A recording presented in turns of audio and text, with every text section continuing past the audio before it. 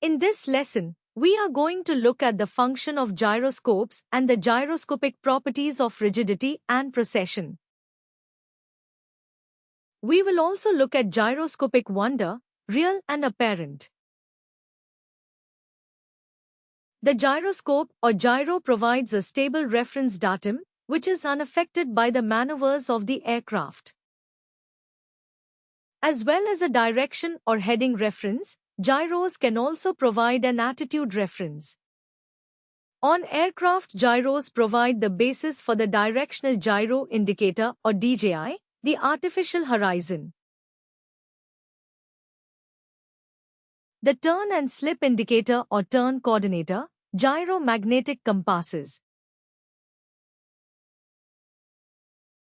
Inertial navigation systems and inertial reference systems, your dampers, the autopilot and stabilization of radar scanners.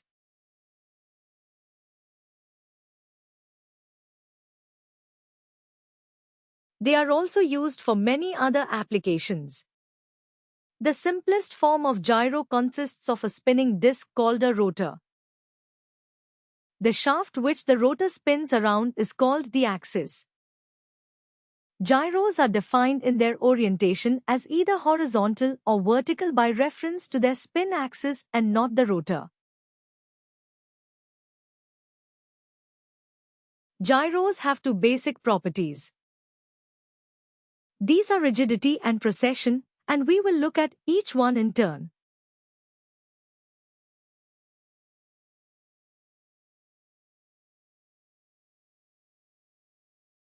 Rigidity is the ability of a spinning rotor to maintain its axis in a fixed direction in space, unless subjected to an external force.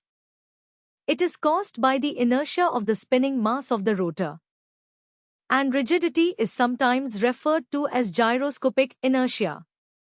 The rigidity of a spinning rotor is affected by three factors. The first of these is the rotor mass. The second is the effective radius at which the mass acts. And the third is the speed of rotation.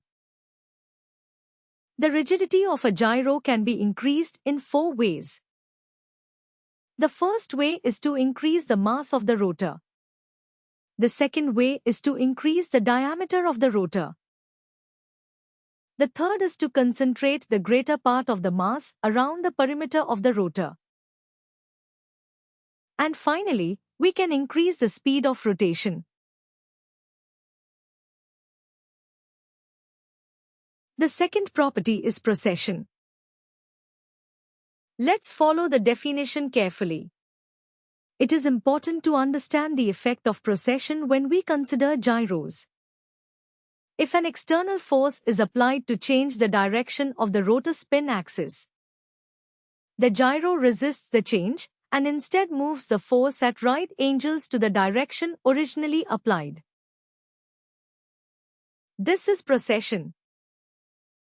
The rule of precession states that the gyro will precess at 90 degrees to the applied force measured around the circumference of the rotor in the direction of spin. In other words, the force applied will appear to have moved 90 degrees around the rim of the rotor in the direction of the gyro rotation. Let's see how this works in practice. In the example here, the gyro rotor is stationary. Let's apply a force to one side of the spin axis in a vertically upwards direction. We would expect the rotor to tip backwards, and indeed it does. Now let's spin the rotor and apply the same upwards force to the spin axis. We might still expect the gyro to fall backwards. But now, because of the effect of precession, the upwards force we have applied is transferred 90 degrees in the direction of rotation. And instead, the gyro moves in the direction shown. Note that the rate at which the gyro will precess is directly proportional to the force applied and inversely proportional to the mass and rotational speed of the rotor. This means that precession and rigidity have opposite characteristics. If the gyro has a lot of rigidity, it will not process very much. If it processes a lot, it cannot be very rigid. In order for a gyro to maintain its axis fixed to a point in space, the gyro is mounted in a suspension system known as a gimbal ring or gimbal. Aircraft gyros generally have one or two gimbals. In the example we can see here, the spin axis of the rotor is carried by a gimbal cage, which is pivoted at each end. To allow the assembly the freedom to rotate around the axis marked XX. This arrangement is known as a single gimbal system, which allows 1 degree of freedom. If the XX axis is assumed to be the longitudinal or fore and after axis of the aircraft, we can see that the aircraft can pitch up or down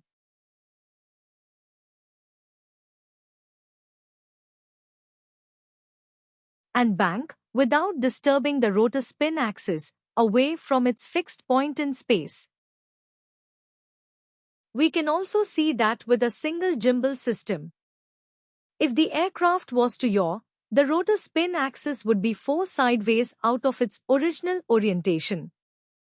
However, there are instances where freedom to yaw is required, in addition to the freedom to pitch and roll. And the solution is to mount the gimbal within a second gimbal. As we can see here, we will call the first gimbal we looked at the inner gimbal, and the second gimbal, the outer gimbal. Note that a two-gimbal system is described as having 2 degrees of freedom or full freedom. By convention, the degrees of freedom of a gyroscope do not include its own spin axis. Any departure of the gyro spin axis away from its fixed orientation is known as gyro wander. Wander may be either real wander or apparent wander, or a combination of both. In addition, wander may be further subdivided into categories known as drift or topple. We will look at drift and topple first. Whether a gyro is said to drift or topple depends on the direction in which the gyro spin axis moves away from its original orientation. Gyro drift occurs when the spin axis moves in a horizontal plane. Gyro topple occurs when the spin axis moves in a vertical plane. Note that vertical axis gyros can only topple, whereas horizontal axis gyros can be subject to both drift and topple. Let's look now at real and apparent wander.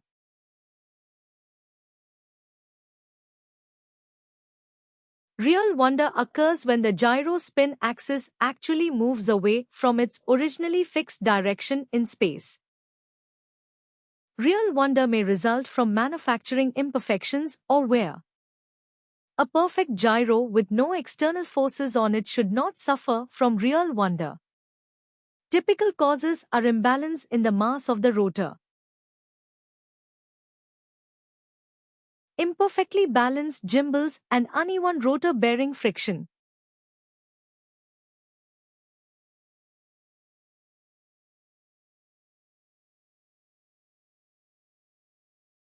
A apparent wander can be drift or topple, and it is said to occur whenever the spin axis of an otherwise perfect gyro appears to an earthbound observer to be changing direction.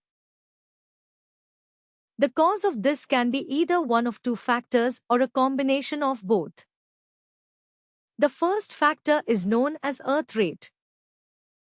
The second factor is known as transport wander. We will look at each in turn, starting with earth rate. Earth rate occurs because of the rotation of the Earth. To understand the effect of earth rate, all we have to do is to remember that one of the properties of a gyro is its ability to maintain its spin axis in a fixed direction in space. The Earth, however, rotates around its own spin axis. So let us suppose we are in an aircraft which is parked on the ground in the northern hemisphere at location A. The aircraft is facing towards the true geographic North Pole. And we will align the spin axis of the gyro in the same direction also. We will call this gyro north or GN.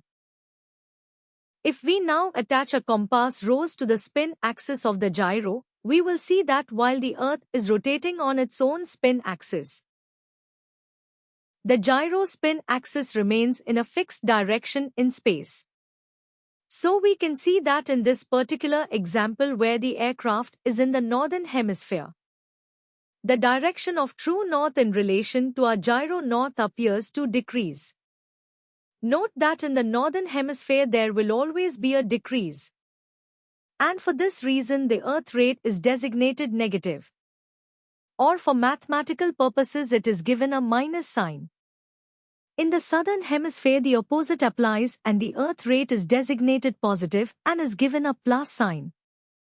Remember, though neither our aircraft orientation on the surface of the Earth nor the spin axis orientation of the gyro have altered, it is the Earth rotation around its own axis which has caused the change. In effect, apparent drift due to the Earth rate arises from the convergence of the Earth's meridians. So at the equator we can see that there will be no apparent drift as the Earth's meridians are parallel at this point. Whereas at the poles there is maximum convergence.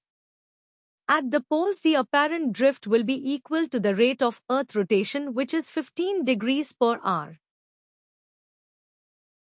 The apparent drift experienced therefore due to Earth rotation will depend on the latitude under consideration. So a mathematical formula could be devised which will give us the amount of apparent drift experienced at any latitude due to Earth rate. In the formula the rate of change due to Earth rotation, or just simply the Earth rate, equals 15 times the sine of the latitude in degrees per hour. Let's now look at apparent topple as opposed to apparent drift. If we think about it, it can be seen that apparent topple will be at its maximum of 15 degrees per hour at the equator and will be zero at the geographic poles. The formula for apparent topple due to Earth rate is topple equals 15 times the cosine that latitude in degrees per hour.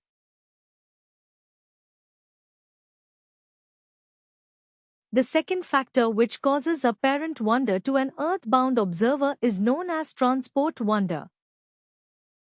This occurs when the gyro is transported in either an easterly or westerly direction across the Earth, at latitudes other than the equator.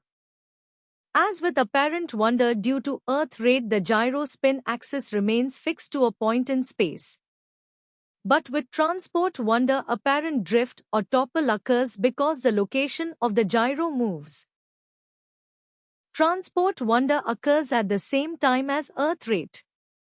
And in the northern hemisphere, the effect of the Earth rotation will increase the rate of apparent drift in an easterly direction because the aircraft and Earth are both moving in the same direction, while Earth rotation will reduce the rate of apparent drift due to transport wonder in a westerly direction because the Earth and the aircraft are moving in opposing directions. Transport wonder in an easterly direction in the northern hemisphere is designated negative, and mathematically it is given a minus sign. Transport wonder in a westerly direction in the northern hemisphere is designated positive and is given a plus sign. In the southern hemisphere, the opposite rules will apply. Note also that transport wonder will not affect flights along a north or south meridian. The formula to note for transport wonder is transport wonder equals the easterly component of ground speed divided by 60 times the tan of the latitude in degrees per hour.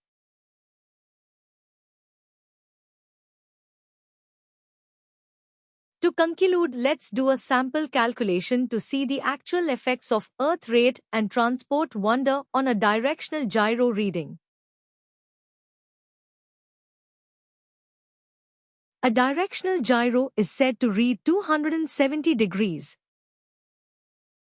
The aircraft flies for 80 minutes along a track of 270 degrees true along the parallel of 20 degrees north at a ground speed of 540 knots. What is the gyro reading at the end of the flight if there is no change in the aircraft's true track?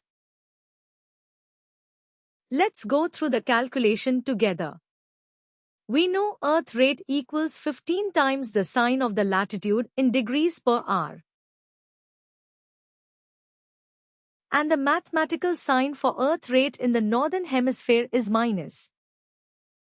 Transport wonder equals the easterly component of ground speed divided by 60 times the tan of the latitude in degrees per hour. And we know the mathematical sign for transport wonder in a westerly direction in the northern hemisphere is plus. Both Earth rate and transport wonder are relevant to the final reading on the gyro. So adding Earth rate and transport wonder together, we get a total of minus 1.854 or minus 1.854 degrees per hour. After 80 minutes, the change will be minus 2.5 degrees. So the gyro will read 270 degrees minus 2.5 degrees, which is 267.5 degrees. Compare this answer to the answer we would get if the aircraft was traveling east along a track of 090 degrees true. To appreciate the difference traveling either eastwards or westwards will have as a result of Earth rotation and transport wonder. The lesson on the directional gyro indicator or DGI examines this matter again. This concludes the lesson on gyroscopic theory. A summary of gyro wonder and the main points we have covered in this lesson follows.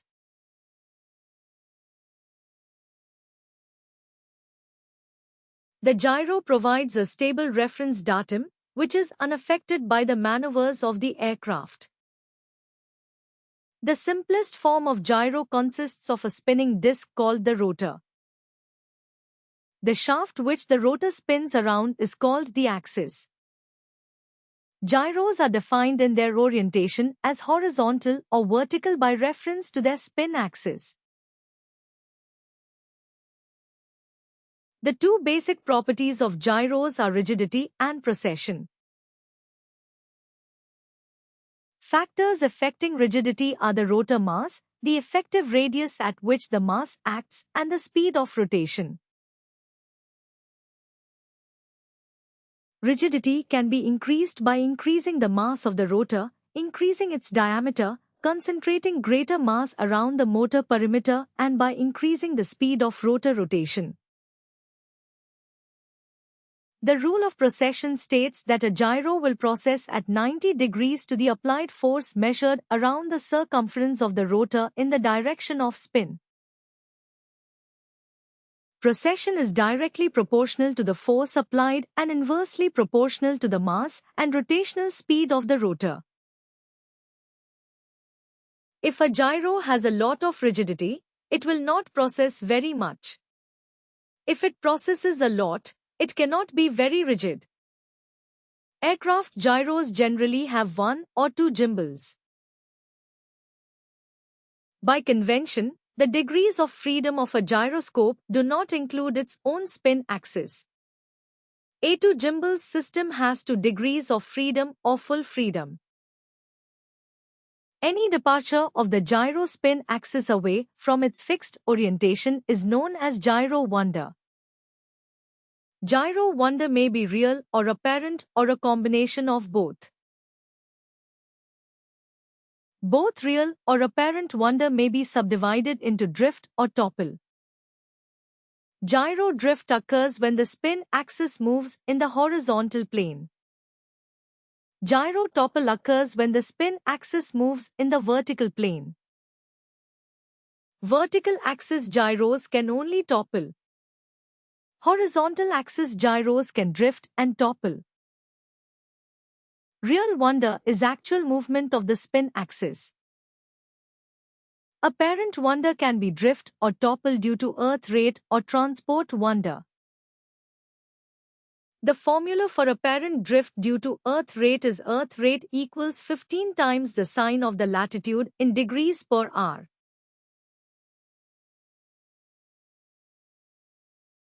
Transport wonder occurs when the gyro is transported in an easterly or westerly direction across the Earth.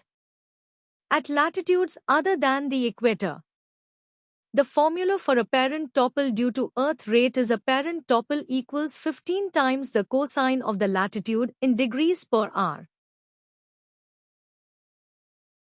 The formula for transport wonder is transport wonder equals the easterly component of ground speed divided by 60 times the tan of the latitude in degrees per hour.